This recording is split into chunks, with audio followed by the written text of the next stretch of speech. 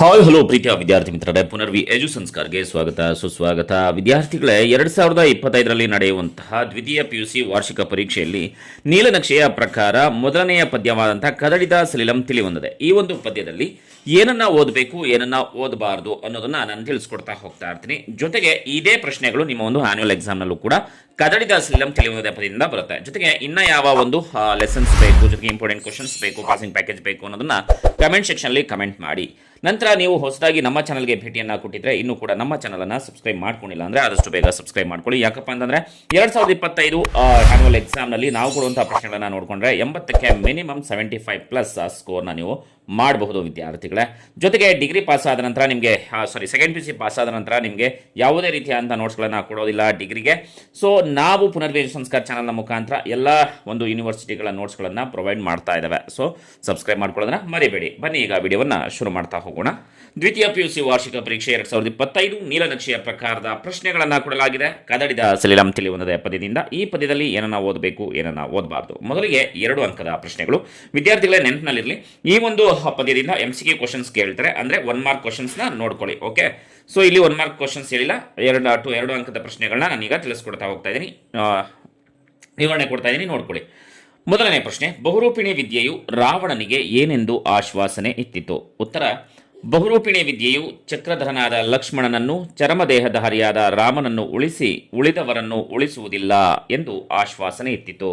ಪ್ರಶ್ನೆ 2, ರಾವಣ ತನ್ನ ಅಂತಃಪುರದ ಸ್ತ್ರೀಯರನ್ನು ಹೇಗೆ ಸಂತೈಸಿದನು? ಉತ್ತರ, ನಿಮಗೆ ಈ ರೀತಿಯಾಗಿ ತೊಂದರೆಯನ್ನು ಮಾಡಿದ ಅಂಗದಾದಿಗಳನ್ನು ಭ್ರೂಭಂಗ ಮಾತ್ರದಲ್ಲಿ, ಅಂದರೆ ಹುಬ್ಬುಗಂಟಿಕೋಷ್ಟರಲ್ಲಿ ಬಂಧಿಸಿ ತಂದು ಅವರಿಗೆ ನಿಮ್ಮ ಮುಂದೆಯೇ ಅನೇಕ ವಿಧವಾಗಿ ಅವಮಾನ ಮಾಡುತ್ತೇನೆಂದು ಸಮಾಧಾನಪಡಿಸಿದನು.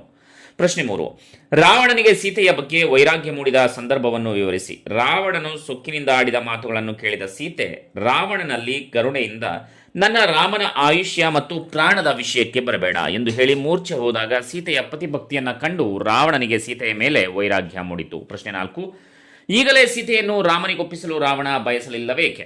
ಉತ್ತರ, ಈಗಲೇ ಸೀತೆಯನ್ನು ರಾಮನಿಗೊಪ್ಪಿಸಿದರೆ ಇದುವರೆಗೂ ನಾನು ಕಾಪಾಡಿಕೊಂಡು ಬಂದ ನನ್ನ ಪರಾಕ್ರಮ, ಅಧಿಕ ಸಾಮರ್ಥ್ಯ, ಶೌರ್ಯ, ಬಿರುದು, ಗೌರವಗಳಿಗೆ ಬೆಲೆ ಸಿಗದಂತಾಗುತ್ತದೆ ಎಂದು ಸೀತೆಯನ್ನು ರಾಮನಿಗೆ ಒಪ್ಪಿಸಲಿಲ್ಲ. ಪ್ರಶ್ನೆ 5, ರಾವಣನು ಅಂತಿಮವಾಗಿ ಯಾವ ನಿರ್ಧಾರಕ್ಕೆ ಬರುತ್ತಾನೆ? ಉತ್ತರ, ರಾವಣನು ಯುದ್ಧದಲ್ಲಿ ರಾಮ ಲಕ್ಷ್ಮಣರನ್ನು ಸೋಲಿಸಿ ಅವರ ರಥವನ್ನು ಕಿತ್ತುಕೊಂಡು ಅವರನ್ನ ಸೆರೆ ಹಿಡಿದು ತಂದು ಅನಂತರ ನಾನೇ ಸೀತೆಯನ್ನು ರಾಮನಿಗೆ ಒಪ್ಪಿಸಬೇಕೆಂಬ ನಿರ್ಧಾರಕ್ಕೆ ಬರುತ್ತಾನೆ. ಇದಿಷ್ಟು 2 ಅಂಕದ ಪ್ರಶ್ನೆಗಳಾದರೆ ಇನ್ನು 4 ಅಂಕದ ಪ್ರಶ್ನೆಗಳು ನಿಮ್ಮ ಆನ್ಯುವಲ್ ಎಕ್ಸಾಮ್ಗೆ ಯಾವ್ದು ಬರುತ್ತೆ ನೋಡೋಣ. ರಾವಣನು ಬಹುರೂಪಿಣಿ ವಿದ್ಯೆಯನ್ನು ಒಲಿಸಿಕೊಂಡ ಸಂದರ್ಭವನ್ನು ವಿವರವಾಗಿ ಬರೆಯಿರಿ ಅಂತ ಕೇಳ್ತಾರೆ ವಿದ್ಯಾರ್ಥಿಗಳೇ. ಸೊ ಆಗ ಯಾವ ರೀತಿ ಉತ್ತರವನ್ನು ಬರೀಬೇಕು ಅಂತ ನೋಡೋಣ. ಸೀತೆಯ ರಕ್ಷಣೆಗೆ ರಾಮಲಕ್ಷ್ಮಣರು ಬಂದೇ ಬರುತ್ತಾರೆಂದು ಅರಿತ ರಾವಣ ಧ್ರುವ ಮಂಡಲದಂತೆ ಚಲಿಸದೆ ಮನಸ್ಸನ್ನ ನಿಗ್ರಹಿಸಿಕೊಂಡು ದಿವ್ಯ ಮಂತ್ರಗಳನ್ನು ಹೇಳುತ್ತಾ ಬಹುರೂಪಿಣಿ ವಿದ್ಯೆಯನ್ನ ಒಲಿಸಿಕೊಂಡನು. ಅದು ಮುಂಗಾರಿನ ಸಿಡಿಲಿನ ಆವೇಶವನ್ನು ಮೀರಿಸುವಂತೆ ಯಮನ ನಾಲಗೆಯೇ ಅವತರಿಸಿ ಬಂದಂತೆ ಬಂದು ರಾವಣನ ಎದುರಿನಲ್ಲಿ ಪ್ರತ್ಯಕ್ಷವಾಗಿ ನೀನು ನನ್ನನ್ನ ಬರಮಾಡಿಕೊಂಡ ಉದ್ದೇಶವೇನೆಂದು ಕೈಯನ್ನು ಮುಂದೆ ಚಾಚಿ ಕೇಳಿತು. ಅದು ರಾವಣನ ಇಂಗಿತವನ್ನರಿತು ರಾಮಲಕ್ಷ್ಮಣರನ್ನ ಬಿಟ್ಟು ಉಳಿದ ಯಾರನ್ನಾದರೂ ಕೊಲ್ಲುತ್ತೇನೆಂದಾಗ ಅವರಿಬ್ಬರನ್ನು ಬಿಟ್ಟು ಉಳಿದವರ ಅಳಿವು, ಅಂದರೆ ಸಾವು ನನಗೆ ತಕ್ಕೆಂದು ಆ ವಿದ್ಯೆಗೆ ತಿಳಿಸಿದ ರಾವಣ ಅದಕ್ಕೆ ನಮಸ್ಕರಿಸಿ ನಂತರ ಶಾಂತಿ ಜಿನಭವನಕ್ಕೆ ಹೋದನು.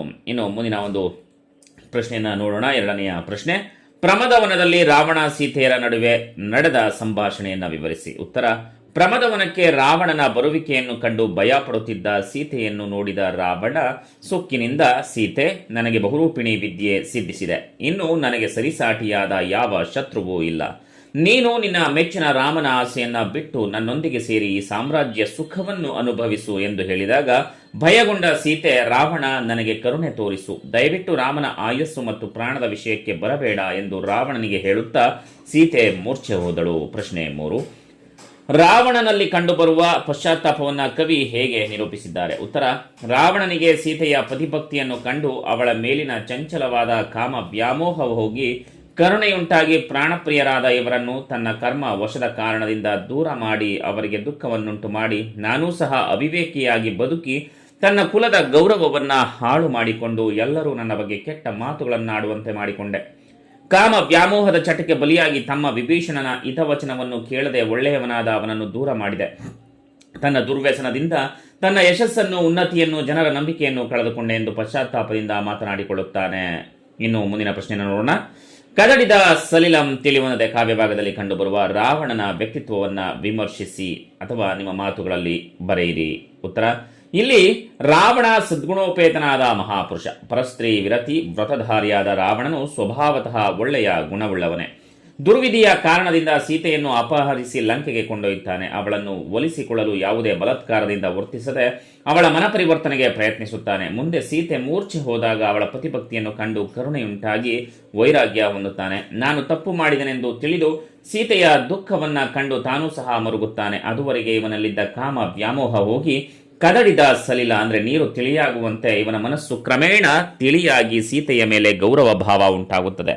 ನಂತರ ಸೀತೆಯನ್ನು ರಾಮನಿಗೆ ಒಪ್ಪಿಸಬೇಕೆಂದು ಯೋಚಿಸಿ ಜೊತೆಗೆ ತನ್ನ ಗೌರವಕ್ಕೂ ಧಕ್ಕೆ ಬರದಂತೆ ನೋಡಿಕೊಳ್ಳಲು ಕ್ಷತ್ರಿಯ ಸಹಜವಾದ ಪೌರುಷದ ಪ್ರದರ್ಶನಕ್ಕಾಗಿಯೂ ಯೋಚಿಸಿ ಮುಂದೆ ಯುದ್ಧ ಮಾಡಿ ಯುದ್ಧದಲ್ಲಿ ರಾಮ ಲಕ್ಷ್ಮಣರನ್ನ ಹಿಡಿದು ತಂದು ಸೀತೆಯನ್ನು ರಾಮನಿಗೆ ಒಪ್ಪಿಸಬೇಕೆಂಬ ಉದಾತ್ತವಾದ ಯೋಚನೆಯಲ್ಲಿ ತೊಡಗುತ್ತಾನೆ. ವಿದ್ಯಾರ್ಥಿಗಳ ಇದಿಷ್ಟು 2 ಅಂಕದ ಪ್ರಶ್ನೆಗಳು, ಜೊತೆಗೆ 4 ಅಂಕದ ಪ್ರಶ್ನೆಗಳು, ನಂತರ 1 ಅಂಕದ ಪ್ರಶ್ನೆಗಳು ಈ ಒಂದು ಕದಡಿದ ಸಲಿಲಂ ಪದ್ಯದಿಂದ ಕೇಳ್ತಾರೆ. ನಿಮಗೆ ಇನ್ನೂ ಯಾವ ಒಂದು ಸಬ್ಜೆಕ್ಟ್ ಪಾಸಿಂಗ್ ಪ್ಯಾಕೇಜ್ ಬೇಕು ಅನ್ನೋದನ್ನು ಕಮೆಂಟ್ ಸೆಕ್ಷನ್ ಕಮೆಂಟ್ ಮಾಡಿ. ಈ ವಿಡಿಯೋನ ಶೇರ್ ಮಾಡೋದನ್ನ ಮರಿಬೇಡಿ, ಹಾಗೆ ಲೈಕ್ ಮಾಡೋದನ್ನ ಮರಿಬೇಡಿ. ಮತ್ತೆ ಮುಂದಿನ ವಿಡಿಯೋದಲ್ಲಿ ಸಿಗೋಣ. ಅಲ್ಲಿವರೆಗೂ ನಮಸ್ಕಾರ.